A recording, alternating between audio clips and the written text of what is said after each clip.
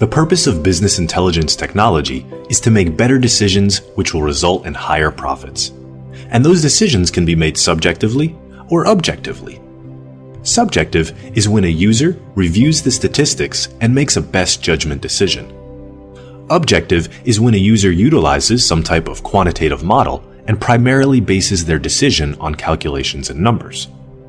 This video will focus on an example of an objective decision where a what-if model will be used to simulate different outcomes, providing us with the insight to make our best decision. To keep our demonstration simple, let's consider a two-partner firm where each partner wants to work 40 hours per week to produce 1,500 billable hours per year. This is called their capacity target, or their desired capacity level. Also, let's consider each of their individual billing rates to be $300 per hour. The partners believe that this plan will give them their desired income at their desired work level. Unfortunately, after following their business plan for a few years, they're only billing about 1,050 hours per partner per year. That's 30% below their target, or a 30% slack. That's 450 hours of slack per partner. To complicate things, Partner 1 has all of the sales skills, and for this reason, we'll call him the finder, whereas Partner 2 has virtually no sales skills and practically gets no credit sales. We'll call Partner 2 the grinder. To avoid dissension, the partners have agreed on a 20-80 fee credit split. Cash receipt credits will receive 20% for origination and 80% for doing the work. Our example begins with each attorney billing about 87.5 hours per month. The finder finds his own business and receives 100% of the credit on all cash receipts. The grinder, however, only receives 80% of the cash receipts, with the balance given to the finder because of their fee credit agreement. So the finder is pulling in about $26,000 per month, plus $5,000 per month in origination, for an annual compensation of $378,000. The grinder is making an annual compensation of $252,000. So the total compensation between the two is $630,000. After due consideration, the firm hires a consultant. And in turn, this consultant structures a business intelligence model to analyze the issue. In the beginning, both attorneys agreed that they would work 40 hours per week, or 160 hours per month. But since each attorney was actually only working 87.5 hours per month, the finder could only spend the remaining 72.5 hours on selling in order to bring in new business. To look at it another way, the 72.5 hours spent on selling by the finder resulted in each partner receiving 87.5 billable hours. Simplified, for every hour the finder spent on sales, approximately 2.41 hours of business was created. This 2.41 to 1 ratio is known as the return on marketing investment, or ROMI. After playing with the numbers in his data model for a while, the consultant set the monthly hours spent on sales by the finder to 100. And to be conservative, he set the ROMI in the model to 2 rather than 2.41.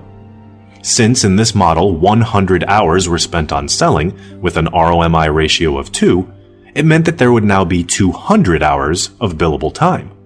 And because the finder was responsible for all 100 hours of selling, and because he only wants to work 160 hours per month, the finder in this model would be left with 60 hours of billable time. With the finder responsible for 60 of the 200 hours of billable time, this left the grinder with the remaining 140 hours.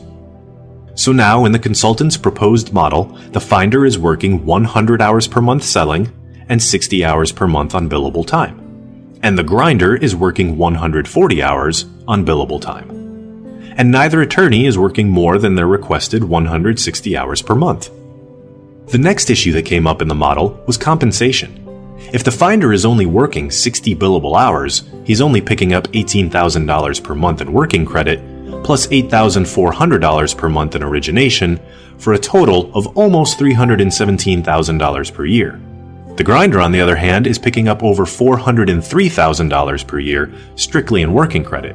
So the finder is now making less than the grinder. To address this situation, the consultant first points out that the finder dedicating 100 hours to sales rather than the previous 72.5 hours significantly improves the firm's overall compensation. In fact, the yearly compensation is now $720,000. That's $90,000 more than what it was when there was a 30% slack, which was only $630,000.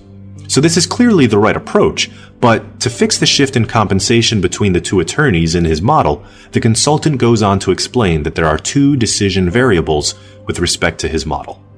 First is the fee credit agreement, which he indicates can be varied from 20% origination to something larger, like 50%. You might remember that before the consultant arrived, the finder was making $378,000 per year, and the grinder was making $252,000 per year. In that situation, as they had agreed on, the finder was making exactly 50% more than the grinder, or a ratio of 1.5 to 1. The second decision variable is the amount of sales time that's actually spent by the finder. Now, there are a couple of constraints placed on this model. For one, neither the finder nor the grinder is going to work more than 160 hours per month.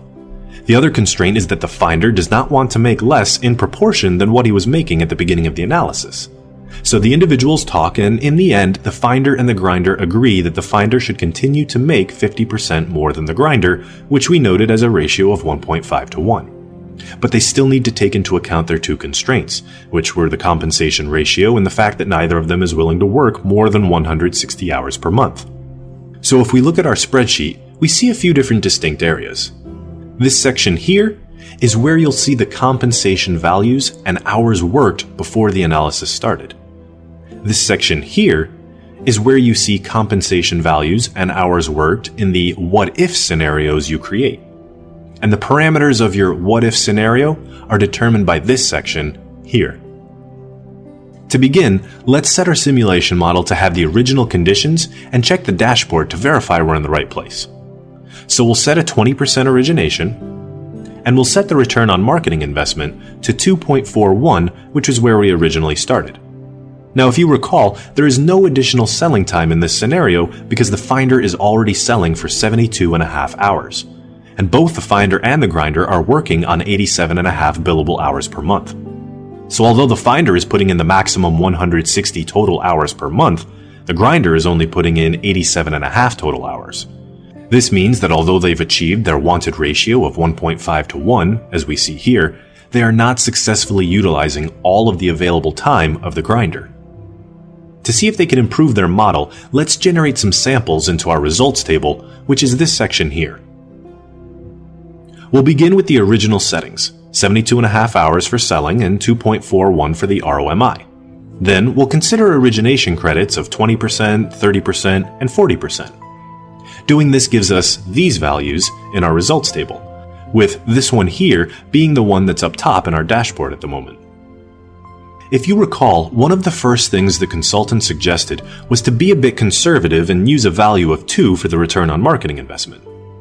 If we do this, we can see that it automatically makes a significant change. It starts off with the forecast being significantly less than what the firm is actually earning, but we'll treat it as our starting point nonetheless. For our researching and experimenting, we'll use different amounts of hours spent selling.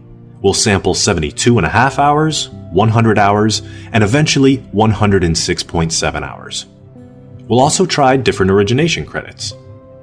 Our first sample had the original ROMI of 2.41, but the consultant suggested we reduce it to 2. So we'll do just that for both of our samples, the 100 hours and the 106.7 hours. When we change the sales hours to 100 and the ROMI to 2, we get this table here. And if we vary the origination percentages from 20 all the way to 50%, we see that in each scenario, the firm's annual compensation increased. Unfortunately, the compensation ratio is either too low or too high, indicating that the finder would be making too little or too much in comparison to the grinder. Finally, after significant experimentation, which isn't shown in this table, we decided to set the sales hours to 106.7. As you can see here, this results in the grinder working the full 160 hours per month. So this is perfect for getting both of your attorneys to each work their total requested hours. But if you look at the ratio here, you'll notice it's only 0.67, indicating the finder is making much less than the grinder. So if we change the origination to 30%, as we did in our table down here, we see the ratio goes up to 0.9, indicating we're headed in the right direction. We just have to continue optimizing until we get the desired ratio of 1.5. This optimization winds up occurring when the origination is set to 47%. An origination credit of 47% results in the finder making $460,000 per year and the grinder making $307,000 per year, which meets the desired 1.5 to 1 ratio. And both attorneys are working 160 hours per month, just as they requested. So, the optimal solution for when the ROMI is 2 and when each partner works 160 hours per month is that the finder should be selling 106.7 hours per month and working the remaining 53.3 hours. And the fee credit agreement is 47% for initiating and 53% for working. This solution ensures that neither partner will work more than the 160 hours per month and that the ratio of their compensation will remain 1.5 to 1. What if modeling can be useful in many other ways? Parametric studies could define for you how important certain factors are. For example, you could experiment with billing rates. You could experiment with what happens if you spend more or less than 160 hours per month on the business. And, very importantly, you could see how sensitive the model is to the return on marketing investment. To quickly show you, let's consider what happens when we set the ROMI to 3. Here we can see the results. The first thing to notice is that the total compensation for the firm is significantly increased. We've gone from $768,000 to $864,000, with only having to spend 80 hours per month selling rather than the previous 106.7. Conversely, if more hours were spent on sales with an ROMI of 1.5, we see that there's a significant drop in total compensation. So for firms interested in improving their marketing operations, what they really ought to consider is the ROMI for different types of selling that they do. And they ought to focus on improving and spending money on the things which have a high return on investment. It certainly beats operating blindly. Business intelligence supports better subjective decision-making by supplying KPIs and data visualization that makes historical data easier to understand and easier to read. Quantitative business intelligence decision-making provides insights that are extensions of history, and it offers solutions that are not always obvious from the statistics, data visualization, and subjective decision-making. In other words, although it's based on business intelligence, just looking at the tables and charts of the data from the past and making subjective decisions will not always provide the best results. Of course, scientific methods are only as good as the models used to predict reality. In our example, the model was verified by basic linear algebra, but nonetheless was strongly based on the empirical assumption that the ROMI was equal to 2. Objective decision-making involves setting up models, in this case with spreadsheets, using decision variables, using business intelligence data, and doing what-if experiments in order to perform extensive testing and find better, if not the best, decisions.